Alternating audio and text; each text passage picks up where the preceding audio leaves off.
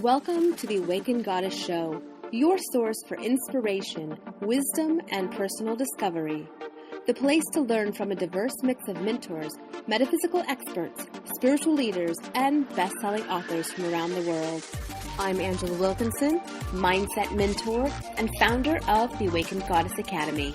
Join me as I explore the minds of my masterful guests while they share powerful insights and easy-to-use tools you can start using right away. Now, let's tap into the energy of the Awakened Goddess and be enlightened by today's guest. Hey, I'm your host, Angela Wilkinson, and welcome to this episode of the Awakened Goddess Show. Renee Starr is a mythologist, sacred storyteller, spiritual coach, and artist. She was the proprietress of a modern-day apothecary store called Alchemy in Los Angeles, California. As a seeker of ancient wisdom for the modern woman, she offers her book, You Are Woman, You Are Divine, as a guide for our journey back to the goddess. Renee has her own line of herbal, ritual, and goddess products. Her branded movement, Back to the Goddess, offers classes, workshops, and goddess circles, as well as a variety of women's retreats for women everywhere to awaken to their sacredness, their inner goddess, and to rekindle a relationship with the divine feminine. Today, Renee and I talk about 7 qualities of the divine feminine, the value of receptivity, and how to embody the energy of the goddess into our modern-day lives. But before I talk with Renee, are you ready to ditch dating drama and stop struggling to find love? Join me for the Love Spark Love Mastery program, where I'll guide you through 5 powerful steps to get clear, get prepared, and get confident to meet the one and get your happily ever after. For more information about the program, go to theawakenedgoddess.com/love-spark, all lowercase. Again, that's theawakenedgoddess.com, love-spark, and you can sign up there. Now let's talk to Renee.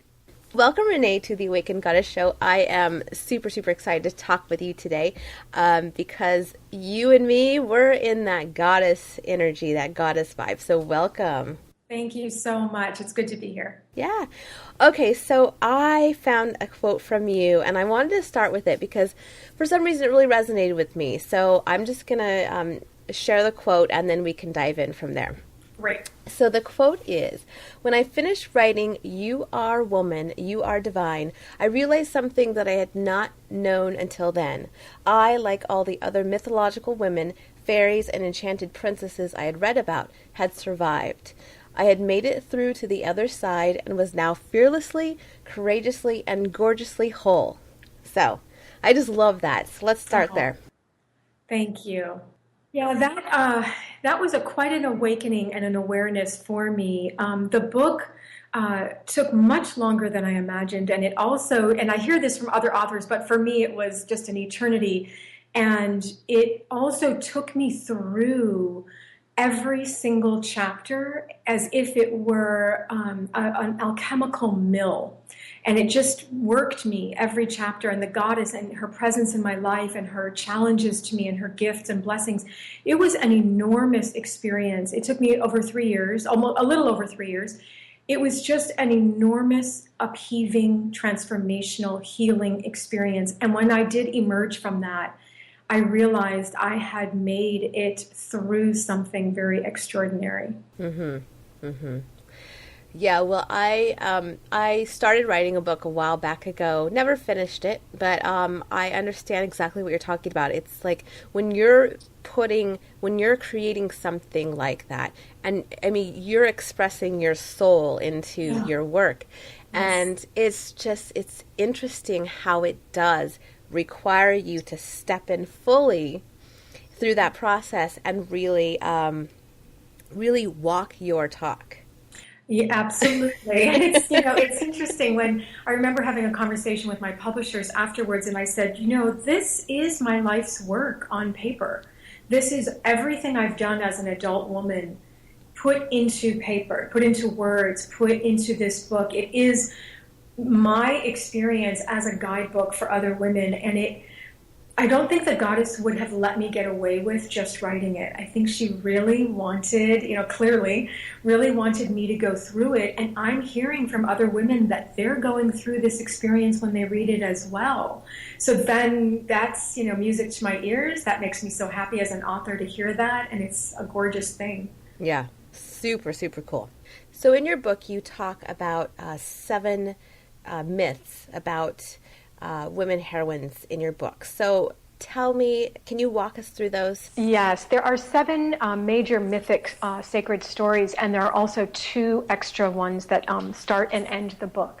So we begin the book with Nut, the Egyptian sky goddess. She's a creation sky goddess, and she teaches us our balance with the masculine and the feminine. She holds up the sky with her brother Geb, who is the earth. And so she teaches us how to be in harmony with the masculine, both within and with men. So that's a very powerful beginning.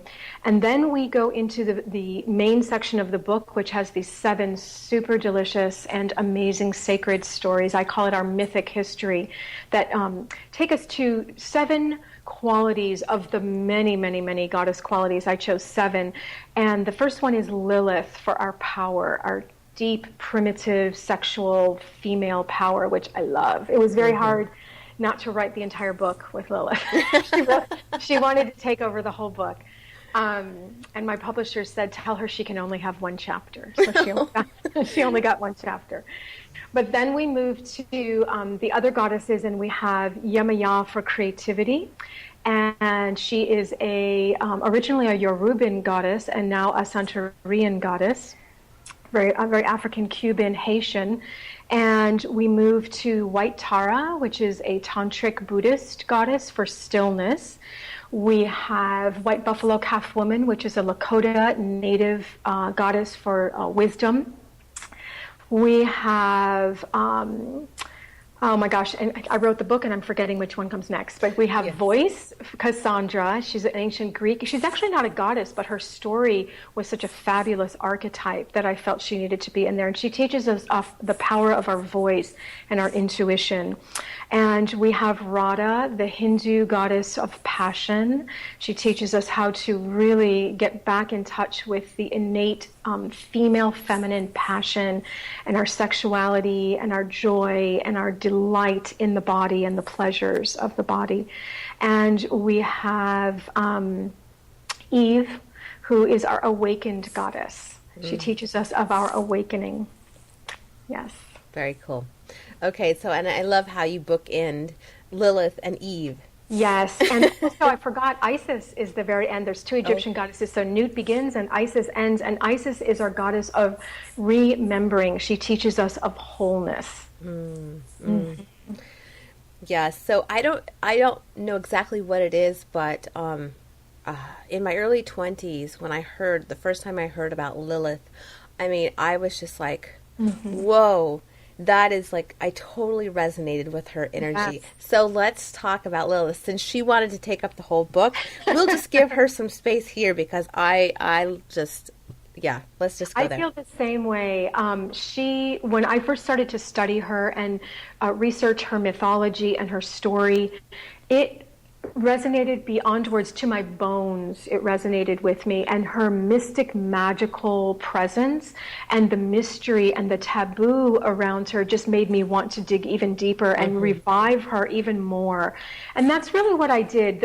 There's an awful lot of reviving and reconstituting her in the book because she was literally obliterated from our Judeo-Christian history and our biblical history.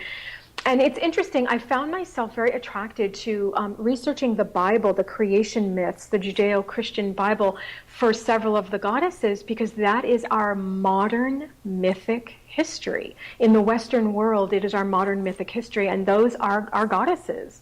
And so to bring Lilith, who was just shamed, blamed, and removed, she was completely obliterated from our biblical history, and she was originally the first mate of Adam. And many women, they look at me when I say that and they are shocked. They're like, what do you see? Eve, it's only Eve. There is no other woman for Adam, and it's not true. She was the first mate. So let's go into the story.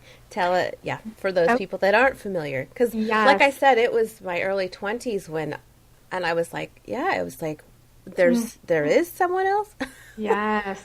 Originally, some of the first early stories of the creation myth for the Judeo-Christian Bible was Lilith and Adam, and they were created in the very same way from the red dirt of the earth. Adam's name actually means red earth, and Lilith, her name goes back to some Sumerian goddess creatures who were called the Lilitu, and they were desert wind goddesses, weather goddesses, like deities. And she is quite windy herself. I wrote about that in the book. She has a power that comes forth like a gale wind. She just, doesn't breeze in. She blows into your life, and you're left standing there stripped naked.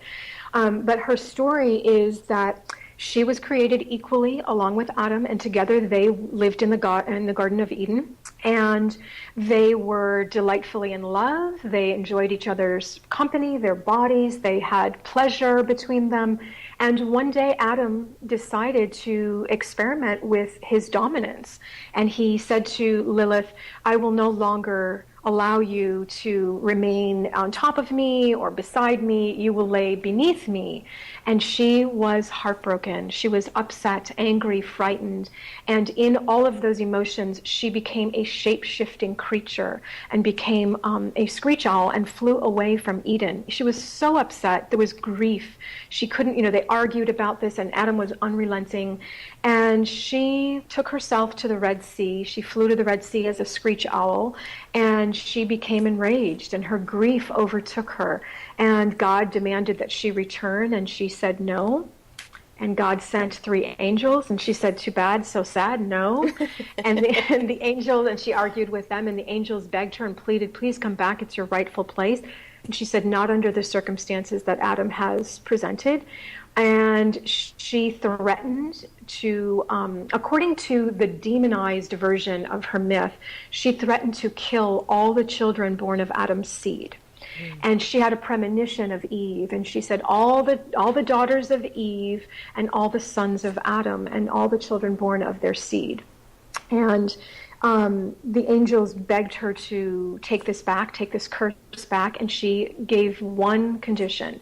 If the names of the angels were displayed above the infant's head, then she would pass over that infant and she would not harm them. But if the angels' names were not there, she would eat them. And she was punished, and the whole demonization of her was quite brutal. God cursed her with 10,000 children a day, and all of them were to die by her hand. So she would be a constant fountain of birthing and a constant sadness and a grieving of death.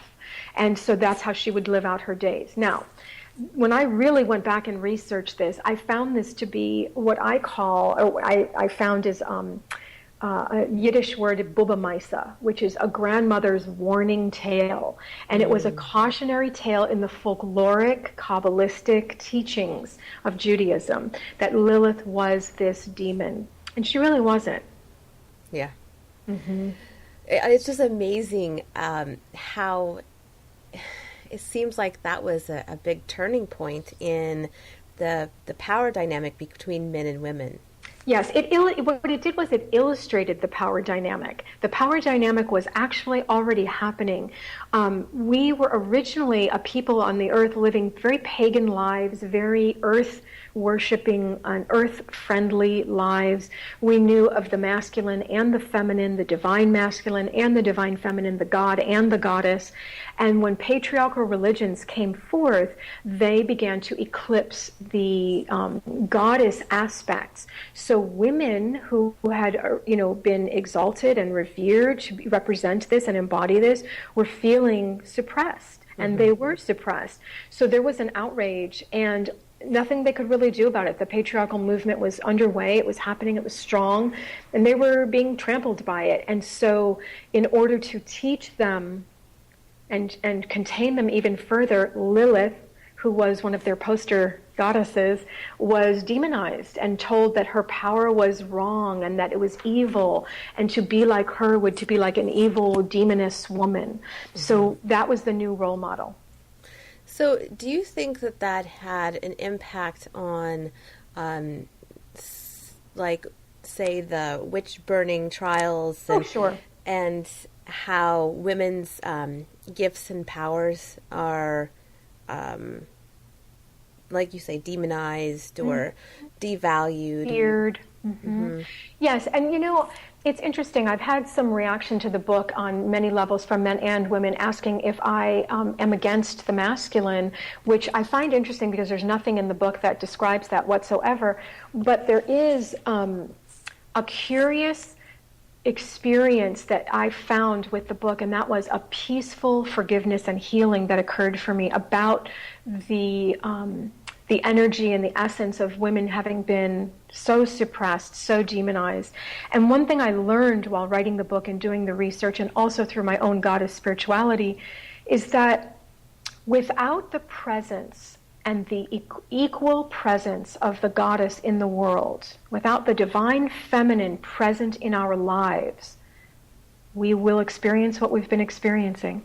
We will experience patriarchal, aggressive rule. It's simply a symptom. It's not because men are bad or wrong or evil, or women are bad or wrong or evil. It's just an imbalance. And it's symptomatic. What we experience is symptomatic because the goddess tempers her cool, receptive, loving, nurturing, wholeness energy, tempers and sedates the very active, powerful, warrior type energy of man. And so she helps balance that and causes him to remember, oh, life is precious too. Women are precious too. And without that in the world, we experience a patriarchal life. Well, it seems like we've been socialized to devalue all of the aspects of femininity and the divine feminine. Yes, very much so. And this is a sadness. It's also a very deep collective wound. And women, I'm inviting them through the book, through my work, to heal this. I do life coaching, and I work with a lot of women who we work on that collective and personal wound. And that's the only way a woman can find her wholeness, is to heal that wound. And each and every one of us, when we do that, when we find our wholeness, when we come to forgiveness, when we come to healing, we literally energetically heal a lineage of women who came before us, and we energetically heal the entire essence of woman. I'm on a mission. Yeah, no, that's great. And so how do we do this? How do we implement and bring and embody the goddess in our day-to-day life? Such a good question, my favorite question of all. I found that in my own life, the way to do this is first and foremost to recognize that I embody the qualities and the essence of the divine feminine, of the goddess, and then to live my life as if I were a goddess on earth. And what does that mean? Well, I take a lot of baths. And I've been doing a morning bath for over 20 years, and it's changed my life. And I know that sounds like a very simple thing to do, but I'm actually quite fond of what I call simple goddess magic. And if you can bring bathing back into your life, it will actually calm you down and create a sense of feminine beauty. And it brings in the stillness and all of that loveliness about being a woman. That's one thing. Another is to recognize that you are connected to all of life. And this is for men and women. This is really to activate the goddess in the world, is to recognize that you are a part of the whole. That everything in the world, everything that's alive, everything that exists is connected. And when you walk upon the earth knowing that you are a part of it, that you're not just one little teeny bit, that you are a part of that whole, you walk differently upon the earth. You walk differently in your life. The other way is to do your personal work, to heal your heart, to heal your body, to heal your mind and your outlook. If you are a woman who is upset with men and you do not enjoy the company of men as friends, as lovers in any way, if you're angry, if you've had harm, that's a healing that must occur. So what do you say about women that have taken on a lot of the masculine energy? Say they're entrepreneurs or successful, busy executives. What do you say about that? I say that's an imbalance. As much as I see men who have gone into their passive feminine roles, their receptive feminine, it's the same imbalance. We all have a little bit of each other essence. So women have a little bit of masculine, men have a little bit of feminine. There are many reasons for this. One is so that we can relate to each other, and the other is so that we can activate it when we need it. So when a woman wants to start her business or become a business person or do something very powerful in the world, she needs to activate her masculine. However, she needs to do this without eclipsing her feminine. Mm-hmm. So what I find with women that I work with is they don't take stillness. They don't take time for stillness. And that is the first thing that I recommend for them, is 15 minutes of stillness a day. It will change your life. And that means sit, stop doing. Meditate, don't meditate. Look out the window, go take a walk, which is considered stillness because you're out in nature. It means don't create anything. It means be still, receive, replenish, revive. It's very powerful. Yeah, it seems like, so creativity or creation is masculine? Well, yes and no. Creation is life. The creation of life is feminine, but the catalytic action that we need for that life to take place is masculine. So women carry life. They are the essence. Everything in the world, except for the seahorse, I don't know why, comes from the feminine. So every living thing in the world is born through the feminine. And if you look at that, you realize that women carry the essence of life. They are they carry that spark within them, and they are the vessel to bring life forth. It does take the masculine and the feminine to create life itself. The masculine is the active, catalytic aspect of that. Mm-hmm. Okay. So if we were to do like a side-by-side comparison, are there, I imagine, are these qualities, these traits kind of on a continuum for masculine and feminine? What do you mean? Like, say, take action-oriented things. Is that like a continuum where masculine would be on one end and feminine would be on the other, or? That's a really, really interesting question. I would say no. I would say that if you could picture DNA weaving parallel around each other, those two single lines, one feminine, one masculine, weaving parallel lines, spiraling around, that's the way it looks.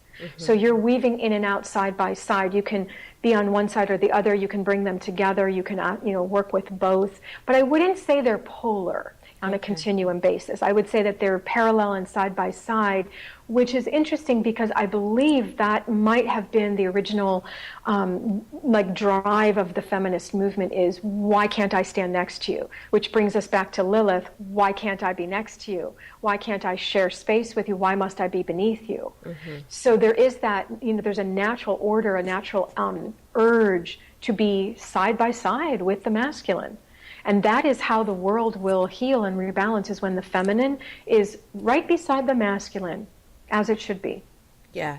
Well, and that's interesting you bring up the feminist movement because, it seems like women rose up and they wanted to take on the qualities of the masculine, but in the same sense, it seems like they kind of let go and devalued the feminine.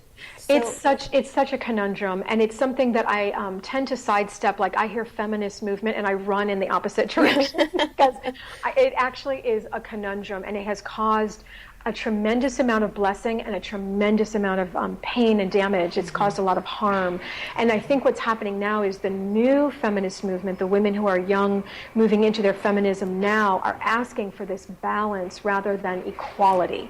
They're asking for, let's everybody coexist, everybody come into wholeness, and why can't that happen? So I'm for that. I really am very supportive of that wholeness coming back into the world. Well, yeah, because it seems like women just ended up taking on way more than, they kept just piling everything on their plate. Well, that's what happens when you're misunderstanding a directive and also imbalancing yourself. So we were never designed, men and women were never designed to be the other. We were designed to bring the qualities together and create a wholeness. And this isn't about gender. This is about essence. Even in same-sex relationships or trans relationships, there is the essence of masculine and feminine, because that is the way the world is created. Mm-hmm. It's not gender-based, it is energetic-based. So you could say A and B instead of masculine and feminine. Mm-hmm. But these essences, when they imbalance, you are not happy. You will not be feeling okay. You will feel pressured, ungrounded. You will feel hurried, urgent, rushed, unfulfilled, constantly hungry for more. You just will not feel the way you want to feel. Mm-hmm. Yeah, I spent my early 20s and half of my 30s feeling that way. Yeah, I hear that from so many women. Really imbalanced. So, okay, let's take, for example, a career-minded or business-minded woman who, you said, so women, we have a little bit of masculine. Mm-hmm. So for me, I took that and really expanded on the masculine. Yeah. So what is a healthy, like, if we were to talk to a woman who is wanting to really step into her career, mm-hmm. from a feminine, balanced perspective, what does that look like? That's a really, that's a good question, and one that I feel has hours and hours, but I'll bring it down into a encapsulated version. I work with many women who are coming to me for this, and the one thing that I find that the starting point is, where are your embodiments of the feminine? Where are your embodiments of the goddess in your life? And what that means is, most women are looking to become women in power, which is a masculine trait. To be in power is masculine. To be of power is feminine. So I ask them to, let's reestablish your power, your female feminine power. And that comes from being able to be an emotional creature, to be receptive, to be still when you need to replenish your energy, because that's what women need, to be a leader from a place of wholeness and harmony rather than singularity, to be a leader of collectiveness and community. And so we go step by step, and we literally reestablish all of their feminine qualities, because they're hungry to come back. They're, the body, the mind, the soul is craving them to come back. And those are the 7 qualities that you talk about in your book. The main ones, yes. I went through, hundreds of qualities the goddess embodies and parts rather, and that we can embody and do embody. And those were the 7 I felt were the most useful for us. And that is harmony with the masculine, not being at war with it, mm-hmm. Being a female of her power, her sexual, primitive, wild, emotional power, not being afraid of that, not apologizing for it, not containing it, as business women tend to do in the workplace. Like, I have to be stoic, right. I cannot, express. No, be wild, and let it out, and not inappropriately, but be a woman. And the creative aspect, the stillness, the wisdom that we bring, the voice, not curtailing your voice, not suppressing your voice, having that voice, and remembering yourself whole. Mm-hmm. It seems like when we don't feel that, say, power, for example, inside, mm-hmm. is when we seek it externally. Yes, and men and women do this, and I find that women do it much more because of all of the mores now, the social mores for us to be more masculine, be more successful, be less feminine, mm-hmm. And so hopefully that's turning around. As I said, I'm on a mission. I'm riding the horse into the crowd with the torch of the goddess, come on, ladies.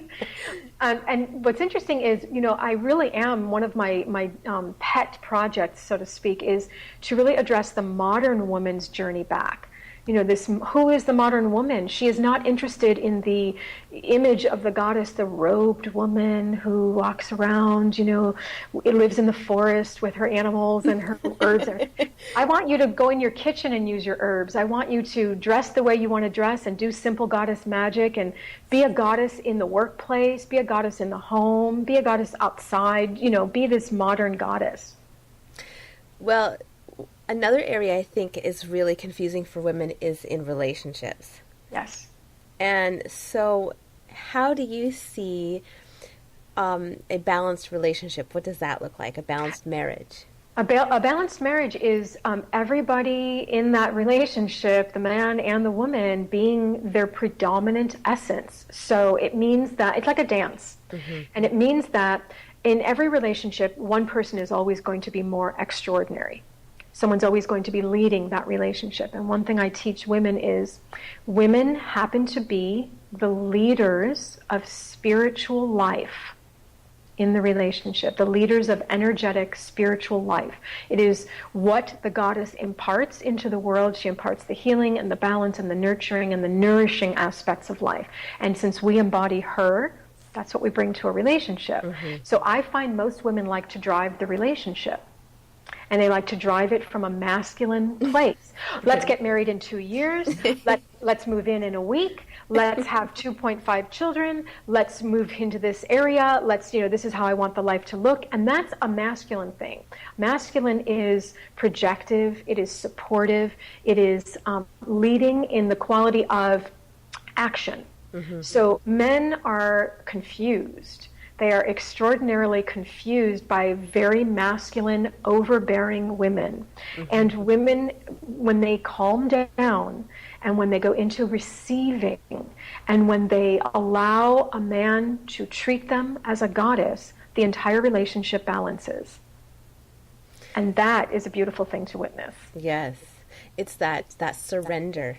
Surrender, my favorite word.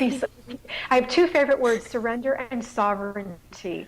So sovereign and surrender. I love those words. And surrender, boy, every day I am challenged with that. Every single day. And, the female, to surrender and be female in your surrendering is beyond sexy, mm-hmm. beyond powerful, beyond delicious for everybody involved. And it doesn't mean you lay there in life or in the bedroom. That's not what it means. It means that you activate your most available aspect of receiving, of receptivity. You become a receptive woman. Mm-hmm. And that, you're physically designed to do that. You are energetically designed to do that. That's the true healing for women today, is to learn that female feminine surrender. Yeah. And that, like you said, it's so powerful when you can get to that place when you feel comfortable and confident and have that courage to step into that, because it, speaking from my own point of view, it's been scary to step into that because it's like there's underlying trust issues of whether, say, a partner can meet you in that point of surrender, mm-hmm. or whether life or your business or career, whatever, is going to meet you where you can step back to become that receptive person. Yes. And, it's very interesting, the history of surrendering and women. And I may get a lot of tomatoes thrown at me with what I'm about to say, but our history, if we go back to the very early times, and we're talking biblical, pre-biblical, women were cared for. They did not own businesses. They did not run for political office. They were cared for. They were revered as an embodiment of the goddess. They were treasured. They were taken care of. And they were powerful in that place of care and reverence. They were powerful. They ran households, which were considered essential. And so if we look at the way women have now become the leaders of the household, the leaders of business, wonderful. I'm not asking for that to change. But I am inspiring women to come back to a place of seeing yourself as something to be treasured, revered. You are precious. You are incredibly sacred. And that is what I ask women to bring back into relationships and what I practice in my own. Mm-hmm. And the intimacy that comes from that. Oh my God. I asked a woman, she came to me, this is very interesting. She said, I don't understand why my relationship is stuck in this one pattern. We don't go where we need to go. We don't move into the area. And I keep driving. I keep asking him, let's go, let's do it. And he won't.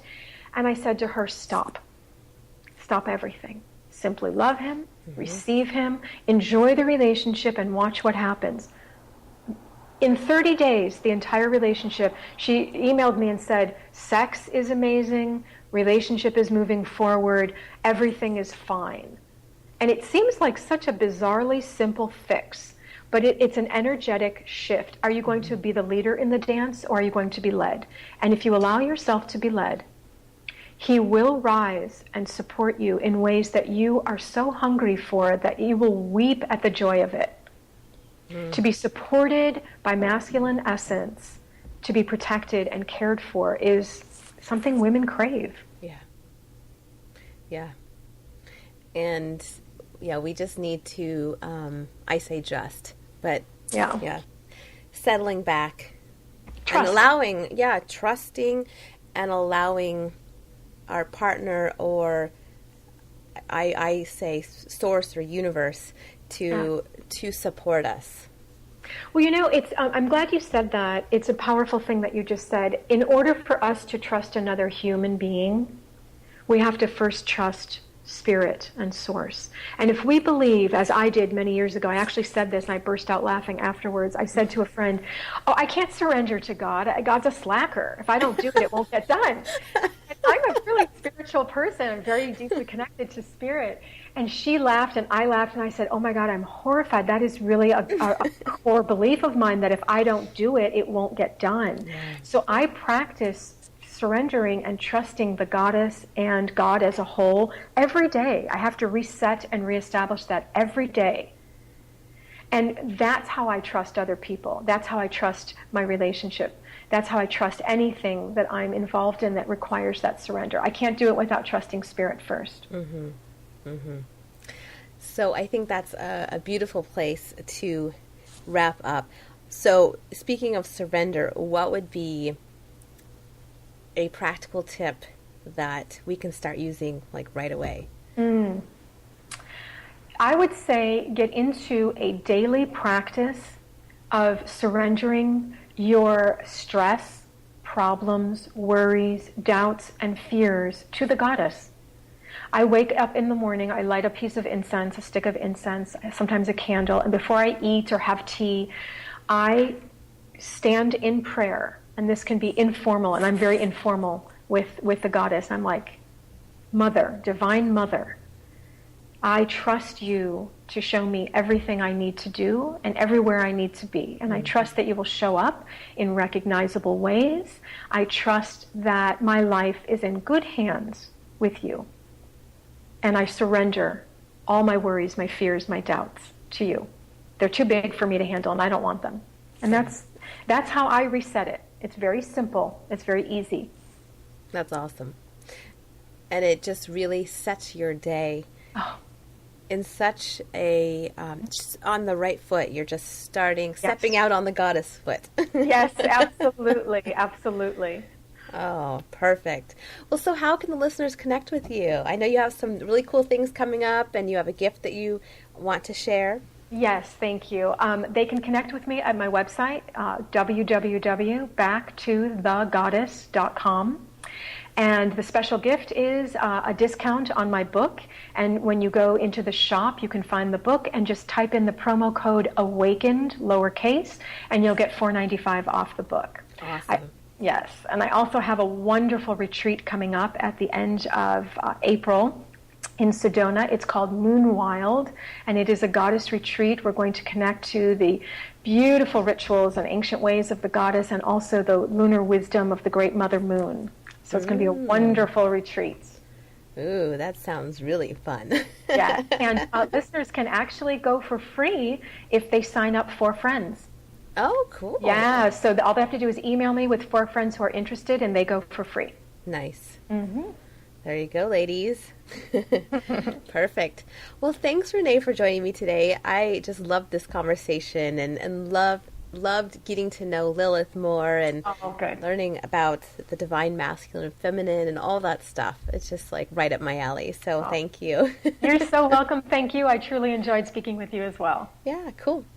And now for you, my gorgeous goddess, was there something Renee or I shared that resonated with you? If so, we'd love to hear about it. Head on over to today's show page at theawakenedgoddess.com and leave us a comment. Did you enjoy this episode? If so, subscribe to the show on iTunes and please share it with all of your friends. And if you want even more incredible resources, join the Awakened Goddess community to get Renee's gift and bonus content from the show. Until next time, goodbye, everyone. Thank you for listening to this episode of the Awakened Goddess Show. I hope you enjoyed today's guest and got something you can start using in your life right away. For more spiritual insights and to listen to more episodes, subscribe to The Awakened Goddess Show at theawakenedgoddess.com and discover wisdom that'll change your life.